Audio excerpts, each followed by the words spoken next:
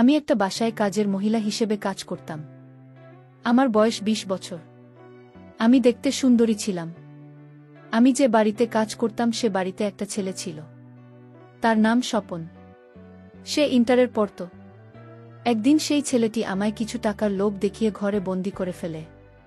তারপর আমার সাথে যা ঘটেছিল সেটা শুনলে তোমাদের মাথা ঘুরে যাবে। তাহলে আসল ঘটনাটি বলি। আমাদের বাসার কাজের মহিলা হুট করে একদিন বলল কাজ ছেড়ে দেবে।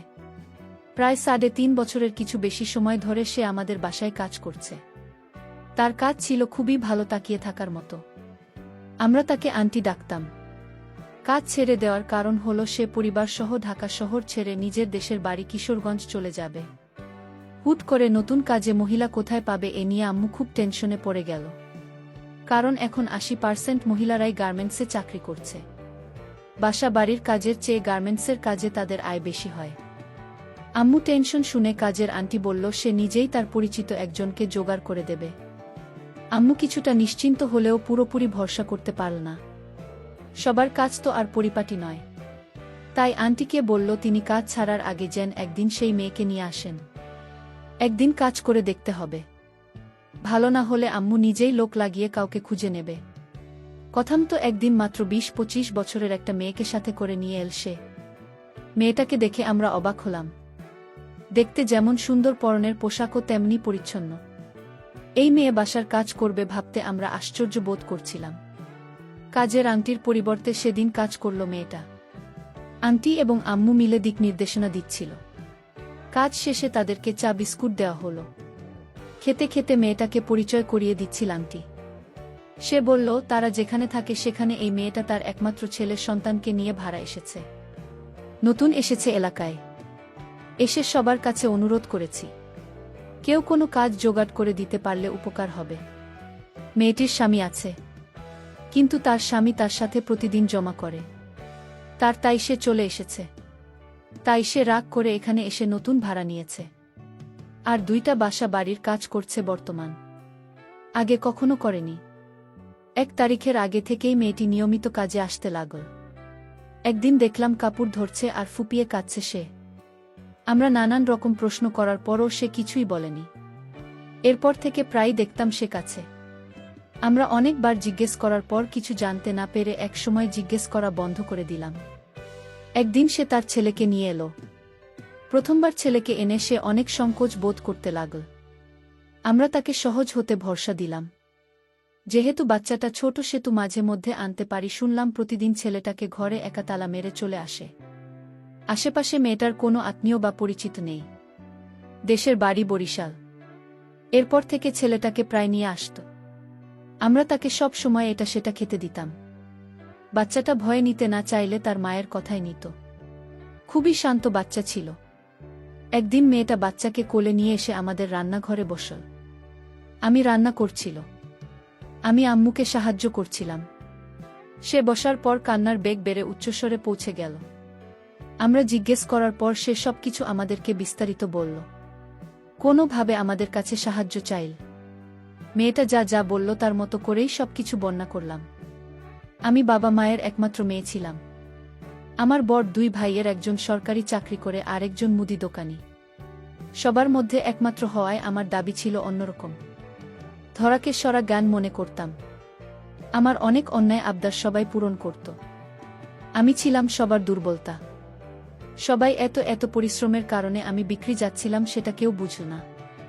স্কুলের গণ্ডি পেরোনোর আগেই স্কুলের ছেলের সাথে আমার ভালোবাসার সম্পর্ক তৈরি হলো। স্কুল ফাঁকি দেওয়া শুরু করলাম, যার কারণে প্রতি পরীক্ষায় ফেল আসত। শিক্ষকরা বাবা মাকে ডেকে ডেকে বিচার দিলেও বাবা মা কখনো আমাকে মৃদু ধমক ছাড়া আর কোনো শাসনই করলেন না। এতে আমি আরও প্রশ্রয় পেয়ে গেলাম। স্কুল, কোচিং আর বান্ধবীদের বাড়ি যাওয়ার নাম করে ছেলেটার সাথে ঘুরে বেড়াতাম। সে আমার জন্য অজস্র টাকা পয়সা খরচ করত এবং সবসময় এটা সেটা উপহার দিত। এ কথা সে বুঝতে পেরে আর দেরি না করিনি। এক পর্যায়ে তার সাথে আমার বিয়ে হয়েছিল। বিয়ে হওয়ার পর তার চরিত্র সম্পর্কে জানতে পারি। তার আচার আচরণ ভালো ছিল না। তার সাথে আমার জয়মা সংসার ঠিকই ছিল। এক পর্যায়ে তার কাছ থেকে আমি অবহেলা পেতে থাকি। আমাকে সে কোনো মূল্য দেয় না, আগের মতো সম্মান করে না। তার মিষ্টি কথা টাকা খরচ করুন। আবদার শুনে আমি গান শূন্য হয়ে গেলাম। আমি ভেবেছিলাম তার সাথে সারা জীবনটা কাটিয়ে দেব, কিন্তু তার আমার কপালে ছিল না। আমার তার সাথে আমার ঝগড়া লেগেই থাকত। সে আমার কোনো কথা শুনত না। শেষে বুঝতে পারলাম তার সাথে সারা জীবনটা কাটানো আমার পক্ষে আর সম্ভব না। আমার এক ছেলে সন্তান ছিল। আমি তাকে নিয়ে বাড়ি থেকে চলে আসলাম সারা জীবনের জন্য। আমি তাকে ডিভোর্স দিতে বাধ্য হলাম। বাবার পারিবারিক অবস্থাও তেমন ভালো না। বাবা বর্তমানে অসুস্থ। আমি ছাড়া বাবাকে দেখাশোনা করার মতো আর কেউ নেই। যারা ছিল তারা অনেক দূরে চাকরি করে। ছোটবেলায় আমার মা মারা গিয়েছিল। এখন বাবাকে দেখাশোনা, আমার খরচ করার মতো কোনো পয়সা নেই। আর তাই বাধ্য হয়ে আমি আপনাদের বাসায় কাজ করতে এসেছি। আমি কাজের মহিলার কথাগুলো শুনে আমার খুব খারাপ লাগছিল। এই মেয়েটিকে এভাবে ফাঁকি দিতে পারল? এত সুন্দর একজন মহিলা। তার কথায় বুঝলাম আসলে সে একজন শান্ত নীরব প্রকৃতির লোক। আর এই মহিলাকে সে এভাবে থাকতে পারল। যাই হোক, কাজের মহিলাটি আমাদের বাসায় সকাল 6টায় আসে আর রাত 8টায় চলে যায়। আমি স্বপন, আমার বয়স 22। আমি এবার ইন্টারে পড়ি। কাজের মহিলাটি আমাকে সময়মত চা বানিয়ে দেয়। কাপড় চোপড় ধুয়ে খাওয়া দাওয়া সব কাজ করে এই মহিলাটির এই কষ্ট দেখে আমার খুব মজা হতো। তার ছোট ছেলেটিকে নিয়ে আমাদের বাসার সকল কাজ করত।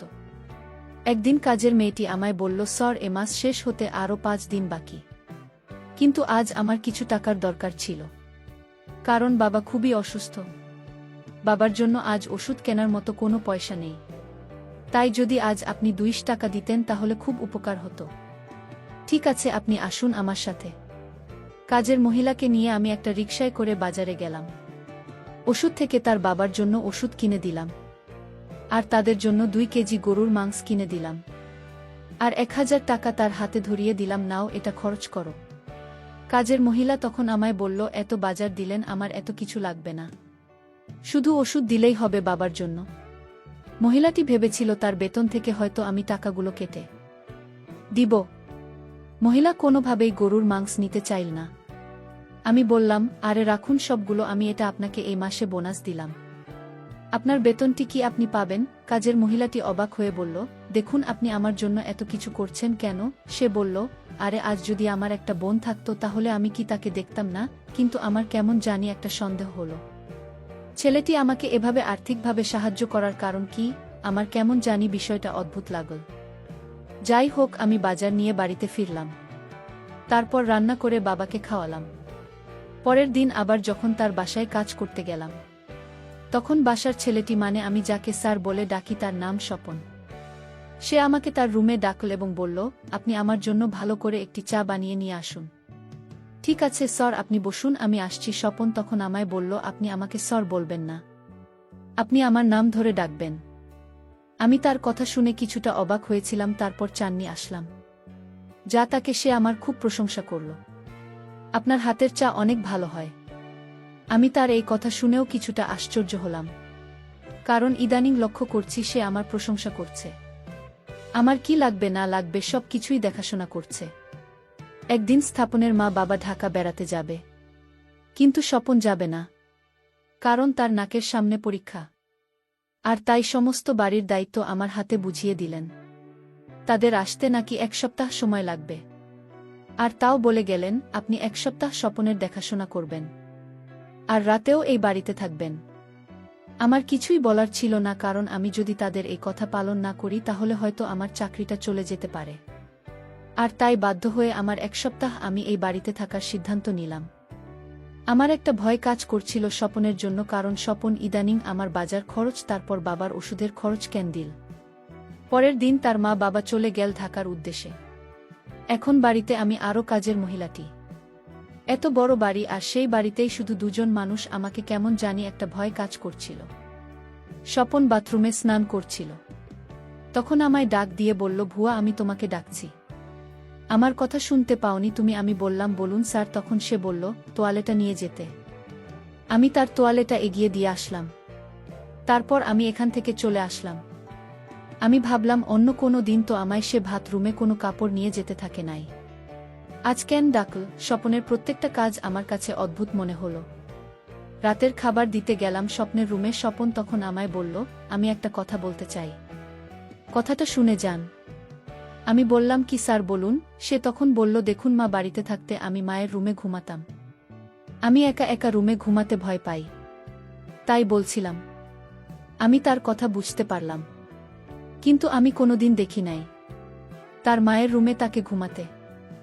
স্বপন তার রুমে ঘুমিয়ে একা একা, অথচ আজ বলছে সে একা থাকতে ভয় পায়। স্বপনের মন কি চায় তা আজও আমি জানতে পারিনি। আমি তখন বলেছিলাম, দেখুন আমি তো আপনার পাশের রুমে ঘুমাই, কোনো সমস্যা হলে বা কিছু লাগলে আমাকে ডাক দিয়ে আমি নিয়ে আসব। দেখলাম স্বপ্নের মুখটা কিছুটা কালো হয়ে গেল। স্বপন বলল, ঠিক আছে। তারপর আমি আমার রুমে ঘুমাতে গেলাম। আমার কিছুতেই ঘুম আসছিল না। স্বপনের কথাগুলো বারবার মনে পড়ছিল। সে আমাকে থাকা দিল কেন? আমার মাথায় বারবার এসব চিন্তা ঘুরপাক খাচ্ছিল। পরের দিন সকালে সে আমাকে 5,000 টাকা দিয়ে বল, এই টাকাটা রাখ। আমি বললাম, এত টাকা আমাকে কেন দিবেন? সে বলল, আপনার বাবার ওষুধ কিনে খাওয়ানোর জন্যই। কেন দিবেন আমায় এত টাকা? স্বপন বলল, এমনিতেই দিলাম তোমার বাবার জন্য। আমি বলেছিলাম, আপনার টাকা দেওয়ার পিছনে কোনো স্বার্থ আছে। সে বলল, আরে আপনি কি বলছেন? আমার আবার কি স্বার্থ? কাজের মহিলাটি বলল, এখনকার যুগে স্বার্থ ছাড়া কেউ কাউকে সাহায্য করে না।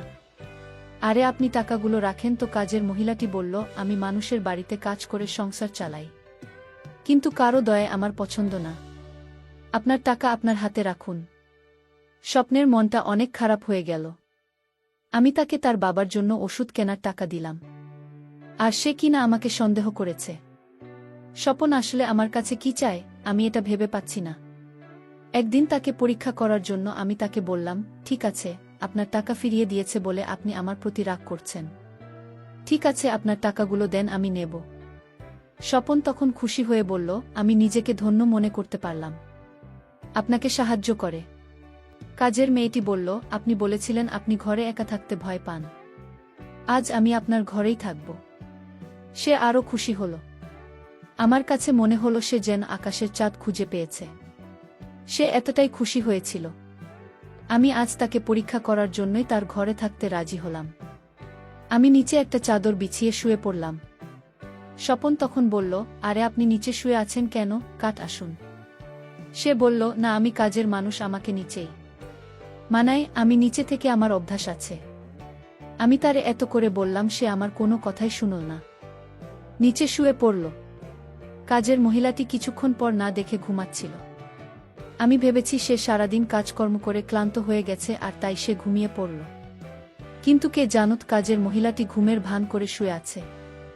আমি কার থেকে নামলাম, নেমে ধীরে ধীরে দরজার দিকে গিয়ে রুম থেকে বের হয়ে গেলাম এবং বাহির থেকে দরজা লক করে দিলাম। তারপর এদিকে কাজের মহিলাটি বুঝতে পারল স্বপন রুম থেকে বের হয়ে গেছে, আর তাই সে বিছানা থেকে উঠে দরজার কাছে গিয়ে বলল, আপনি আমায় এভাবে ঘরে বন্দি করছেন কেন? একটু পরে জানতে পারবেন।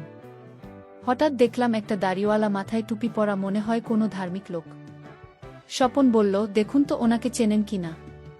আমি তাকে ভালো করে লক্ষ্য করলাম, সে আর কেউ না। আমি যাকে ডিভোর্স দিয়েছিলাম সে, মানে আমার সাবেক স্বামী। আমি বললাম, উনি এখানে আসলেন কেন? স্বপন তখন বলল, দেখুন ও আমার বন্ধু ছিল, আগে খারাপ ছিল, এখন সে ভালো হয়ে গেছে, ভুল বুঝতে পেরেছে, আর তাই আপনার কাছে ক্ষমা চাইতে এসেছে, আর আপনার ছেলেকে একবার দেখতে চেয়েছে। স্বপন বলল, আমার কোনো বোন নেই, তাই এই বাসায় আসার পর আপনার কষ্ট দেখে আমার সহ্য হচ্ছিল না। আমি আপনাকে নিজের বোনের মতো মনে করি। এর আগে আপনাকে আমি বাজার খরচ দিয়েছিলাম, সেটা আমার টাকা ছিল না। আমার বন্ধু আমার পা ধরে বলল, তোর বাসায় আমার স্ত্রী কাজ করে, এটা দিয়ে কি আর সংসার চলে? আর তাই সে আমাকে টাকা দিয়েছিল যেন টাকাগুলো আপনাকে দেয়। আর তাই আমি আপনার স্বামীকে খুঁজে বের করি এবং পরে জানতে পারি সে আমার ক্লাসমেট, আমার বন্ধু। আপনি তাকে ডিভোর্স দেওয়ার পর থেকে সে অসুস্থ হয়ে পড়ে, আর সে বুঝতে পারে যে কাউকে কষ্ট দিলে আল্লাহ তাকে ছাড়েন না। হয়তো আপনাকে কষ্ট দেওয়ার কারণে আজ আমার বন্ধুর এই অবস্থা। সে এখন 5 ওয়াক্ত নামাজ আদায় করে। আপনি আমার বন্ধুকে ক্ষমা করে দিন। এসব শোনার পর আমি আর নিজেকে ধরে রাখতে পারিনি। আমি হাউমাউ করে কান্না করে দিলাম এবং তাকে ক্ষমা করে দিলাম। আজকের গল্পটি কেমন লাগলো তা অবশ্যই কমেন্ট করে জানাবেন। ধন্যবাদ।